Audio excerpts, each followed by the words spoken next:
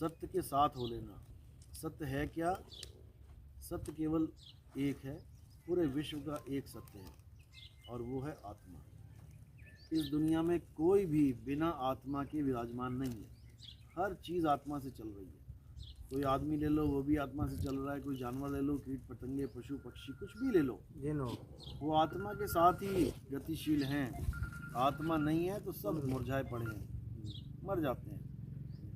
तो मूल एक ही है आत्मा, और उसके ज्ञान को आत्म ज्ञान कहते हैं। इस संसार में तुम सुई से लेके हवाई जहाज से लेके बड़े बड़े सैटेलाइट बन गए, सबका ज्ञान ले लो, हर चीज़ का ज्ञान ले लो। आयुर्वेद ले लो, यजुर्वेद ले लो, आयुर्वेद ले लो, सामवेद ले लो, दुनिया भर के ग्रंथ पढ़ लो, गीता पढ़ लो, भागवत पढ़ लो, सब कुछ पढ़ लो, सब कुछ जान लो। फिर भी अगर तुमने आत्मा को नहीं जाना तो सब का ज्ञान, सब झूठा ज्ञान है। और अगर तुमने कुछ भी नहीं पढ़ा जीवन में, अंगूठा छाप हो, बिल्कुल जीरो हो, कुछ नहीं जानते किसी चीज़ के बारे में, और तुमने आत्मा को जान लिया तो समझो तुमने सब कुछ जान लिया, कुछ शेष बचा ही नहीं दुनिया में। इसी को बोला एक है साधे सब सधे, सब साधे सब जाए, माली सींचे मूल को फूल पात लगाए। उस एक को अगर जान लिया तो समझो सब कुछ जान लिया, अब कुछ शेष बचा ही नहीं। और अगर उसको छोड़ के सब कुछ भी जान लिया तब भी कुछ नहीं जाना। ये सत्य की महिमा है। इसी सत्य के लिए साहिब ने बोला कि जल में मीन प्यासी, यानी पानी के पास है मछली लेकिन प्यासी है, विधि नहीं पता कैसे क्या करना है। जल में मीन प्यासी मोहे देखत आवे हांसी, और आत्म ज्ञान बिना नर भटके, कभी काबा कभी काशी। अपने स्वरूप को जानना ही आत्म ज्ञान है। दूसरों के स्वरूप को जानना आत्म ज्ञान नहीं है। कि कोई गुरु कहे कि मेरे शक्ल को याद कर, मेरी शक्ल की पूजा कर, मेरी शक्ल का ध्यान कर, ये नहीं है। केवल अपने आत्मा को जानना है, अपने स्वरूप को जानना है।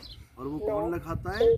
पूरा गुरु लखाता है। सोई गुरु पूरा कहावे, जो दो अक्षर का भेद बतावे। एक छुड़ावे एक लखावे, तब प्राणी निज घर को जावे।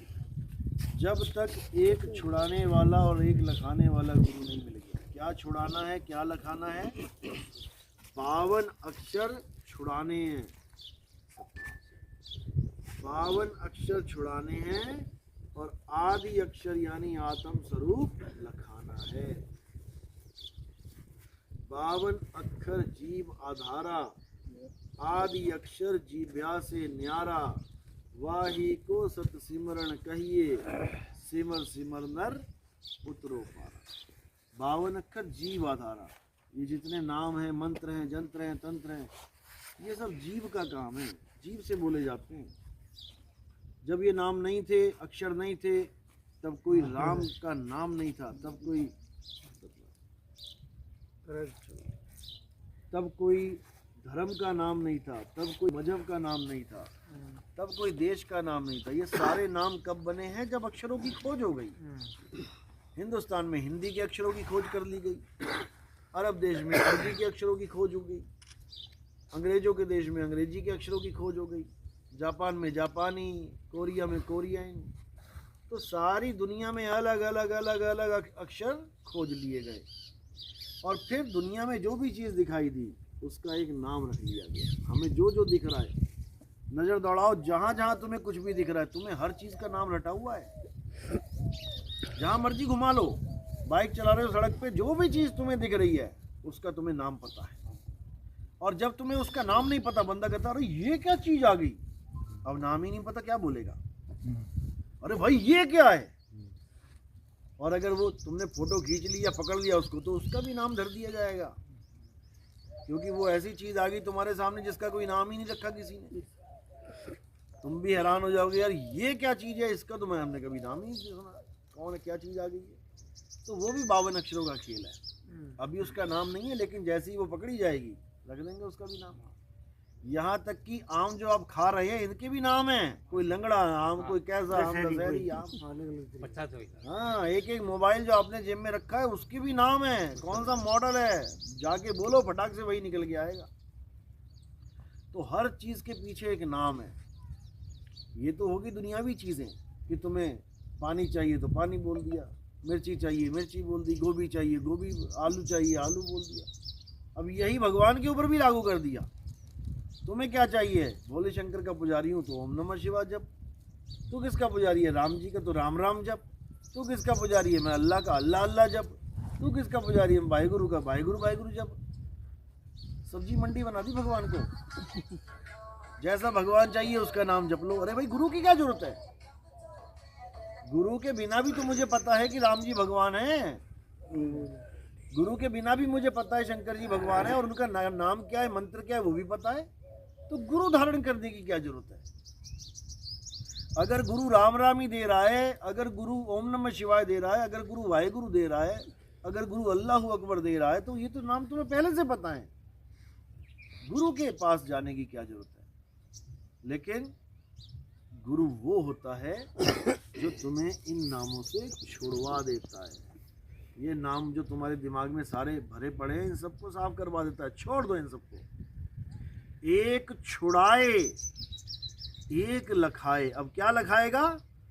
तुम्हारा आत्म स्वरूप लखाएगा। एक तुम्हारा नकली स्वरूप है।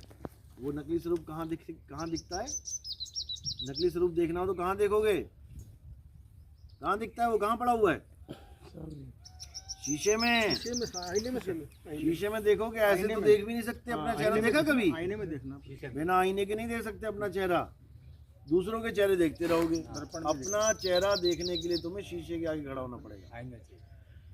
तो शीशे में जो दिखाई दे रहा है वो तुम्हारा नकली स्वरूप है, और जो तुम्हारा असली स्वरूप है उसकी तुम्हें ABCD भी नहीं पता कि मैं हूँ क्या। ABCD भी नहीं पता कि मैं हूँ क्या। जिसको तुम छोड़ने के लिए तैयारी कर रहे हो, जो छूटने वाला है, वो तुमने अपना स्वरूप मान लिया, और जो छोड़ेगा उसकी तुम्हें ABCD भी नहीं पता।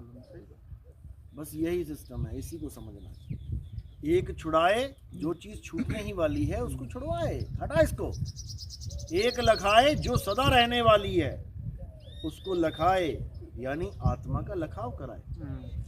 यही अर्जुन को कृष्ण जी ने समझाया था, लेकिन कोई समझ ही नहीं पाया। उसको साफ बोला, हे अर्जुन, तू और मैं शरीर नहीं है।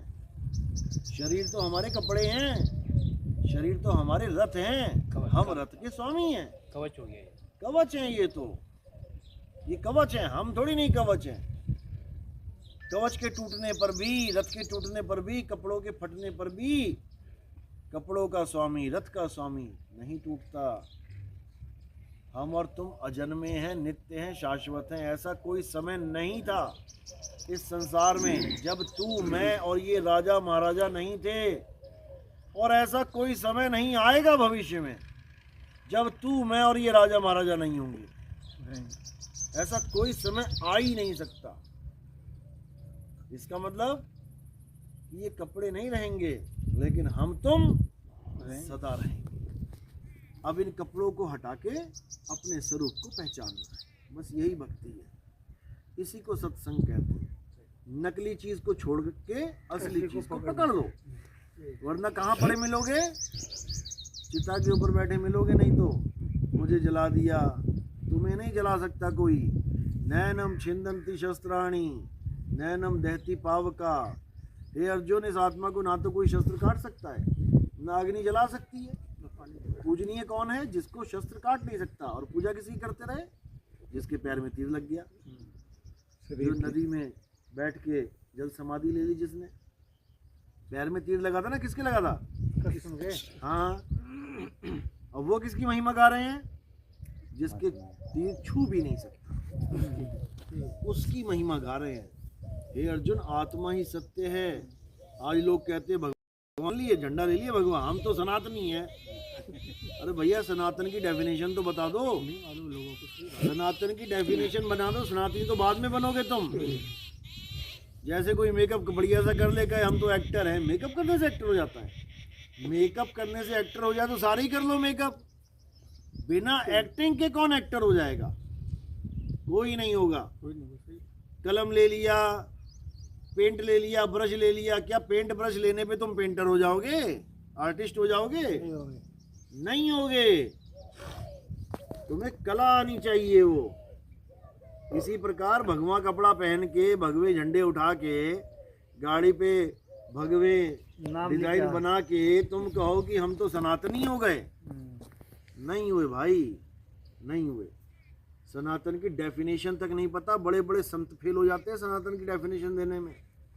वो कहते हैं राम जी की पूजा करने वाले सनातनी है, शनि देव जी को मानने वाले सनातनी है, हनुमान जी की पूजा करने वाले सनातनी है। बिल्कुल नहीं है।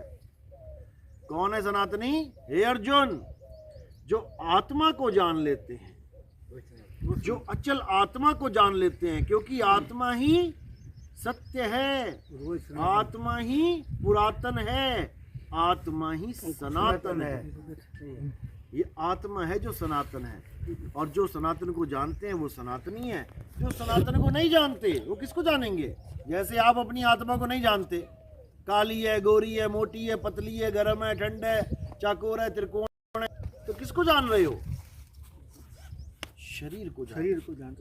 दो ही चीजें हैं, या आत्मा को जान लो या शरीर को जान लो। आत्मा की ABCD नहीं पता तो शरीर की पता होगी, और कुछ नहीं है। तो जो आत्मा को नहीं जान पाते वो शरीरों के नाम के झंडे उठा के चलते हैं। हमारे झंडे पे क्या लिखा होता है?